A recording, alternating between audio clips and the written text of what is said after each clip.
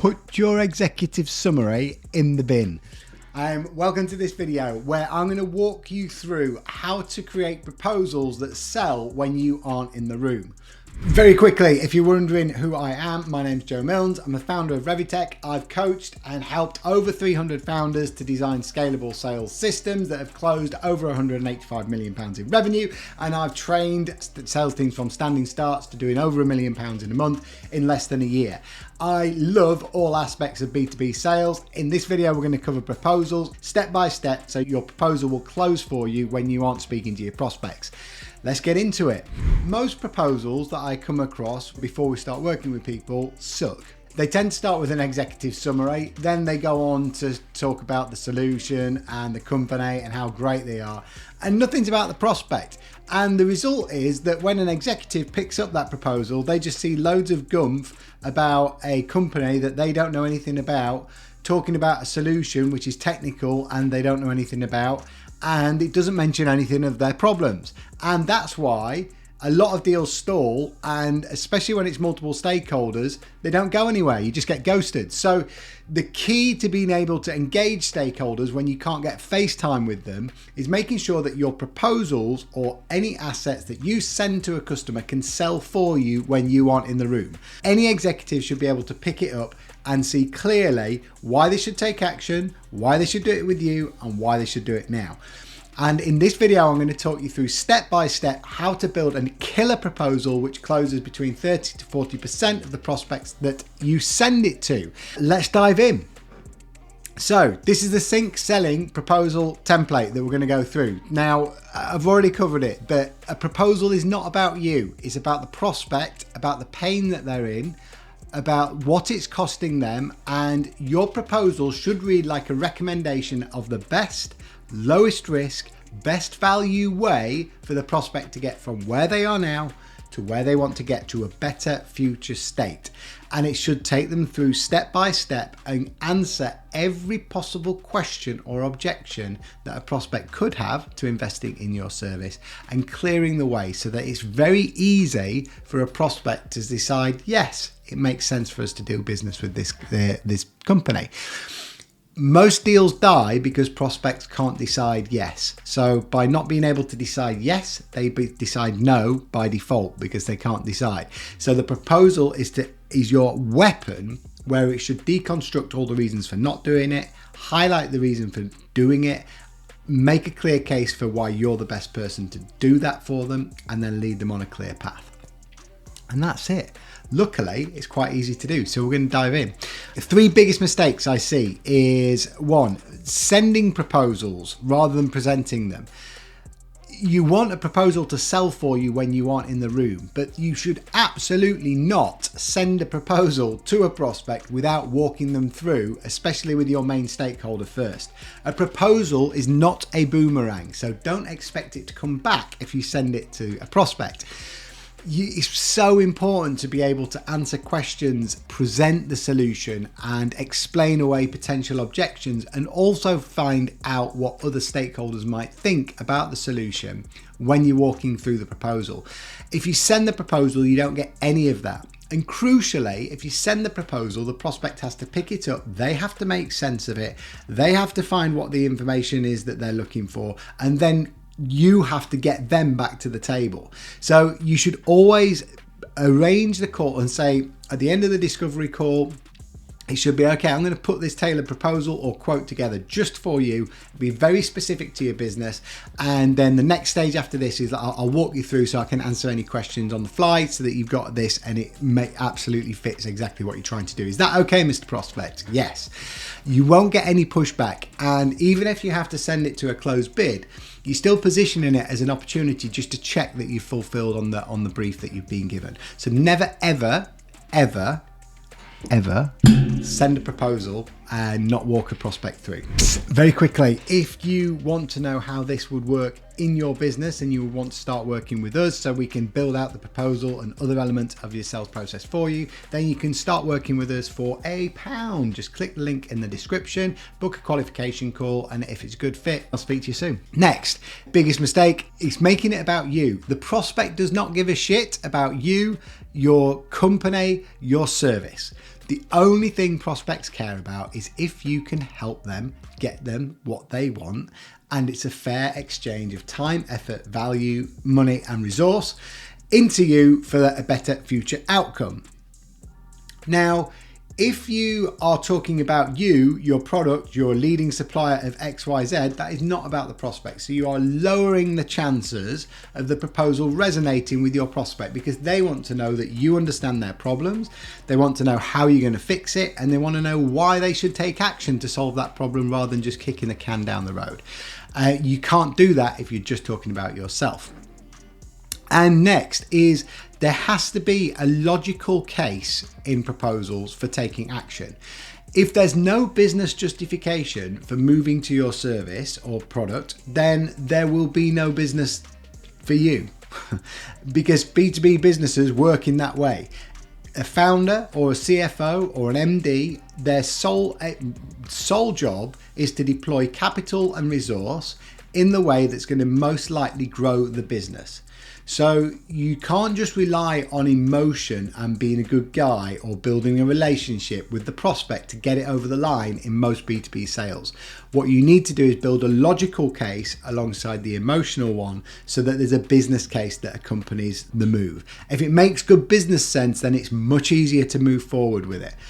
And the crucial mistakes we see with this is, one is we paint a picture always of the best case scenario, like ROI calculators. You get 9 million % ROI with our product or service. CFOs don't trust those numbers. 54% say they do not trust them at all when they were recently interviewed.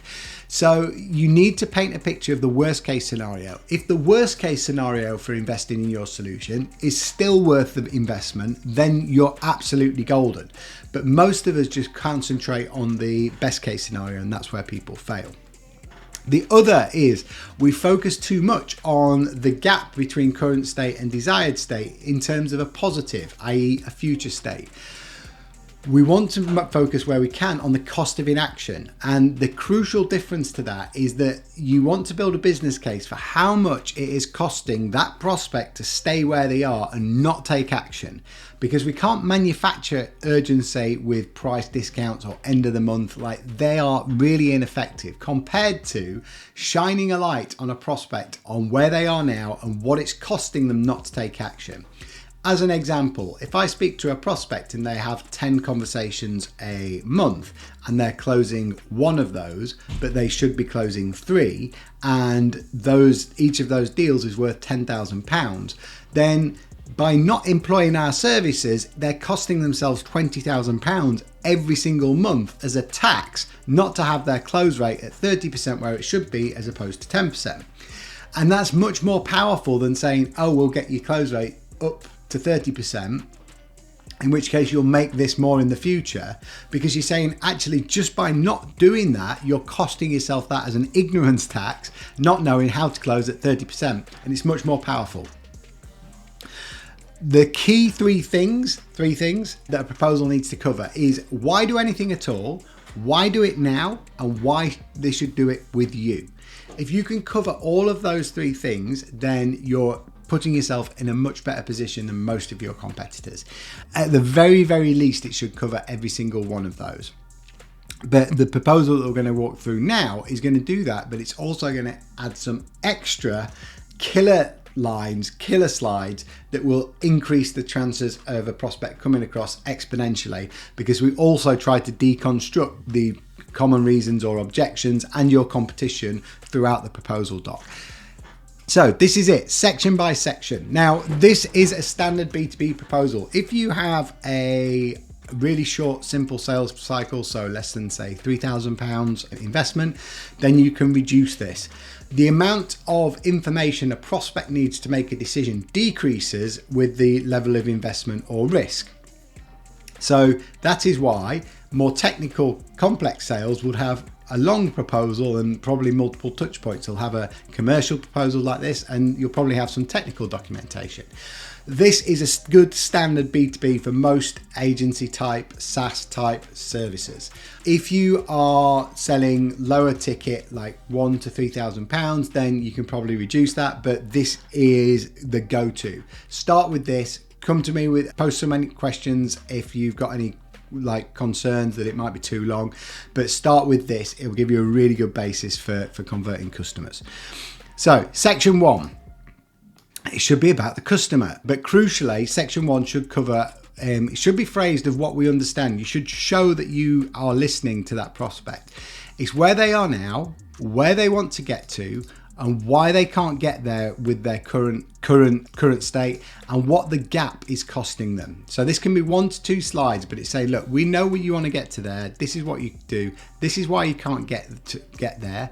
This is the root cause, and this is what it's costing you to not get there. That's the cost of inaction. Use their words, so bring it to life, and it should, like in the desired state, if there's company initiatives, speak in their language. You want to speak the language that the directors understand.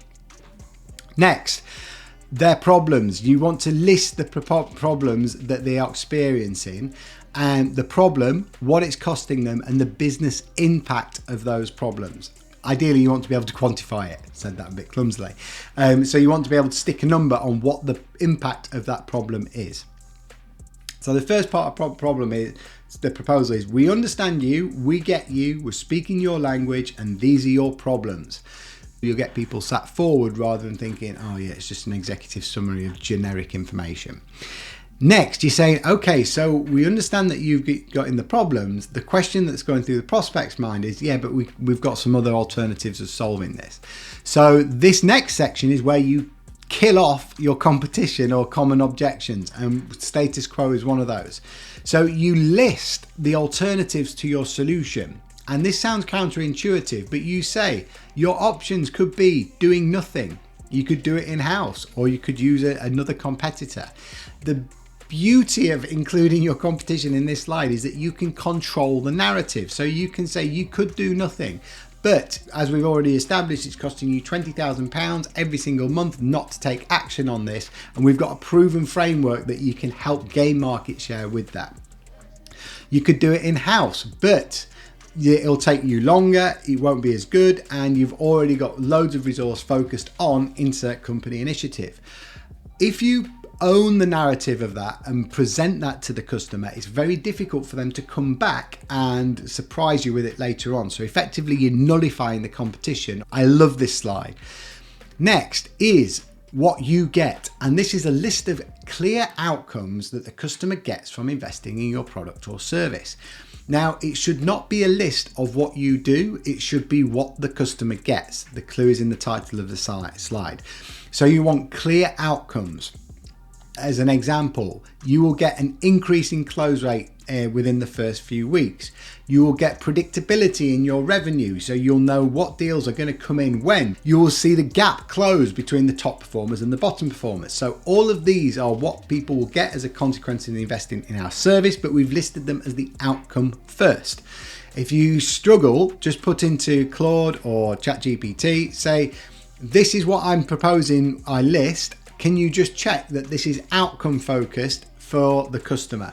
I only want to list outcomes, not features. Section 5, and this is the part that is probably the least important out of all, and it's about you and how you do it.